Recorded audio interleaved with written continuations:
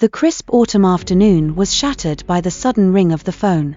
I was knee-deep in homework, oblivious to the world, when Mom's voice echoed down the hall, a mix of confusion and disbelief.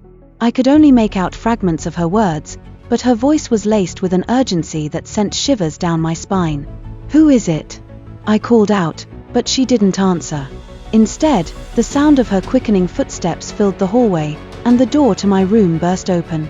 Her face was pale, her eyes wide with a mixture of fear and something that might have been hope.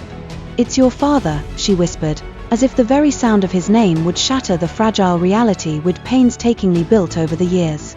My mind reeled. My father, gone for nearly a decade, declared a victim of a tragic accident. The funeral, the grief, the endless questions about how to move on, it all came crashing back. Years of trying to fill the void he left, of grappling with unanswered questions, suddenly felt meaningless. "Is it really him?" I whispered, my voice barely a breath. She nodded, her hands trembling as she placed the phone in my hand. I took a deep breath, my fingers tracing the cool surface of the receiver. "Hello," I croaked, my voice cracking. "Hey, kiddo," came a voice that was both familiar and utterly foreign. It was Dad, but somehow different, older, perhaps, or maybe it was just the passage of time that had altered the sound of his voice.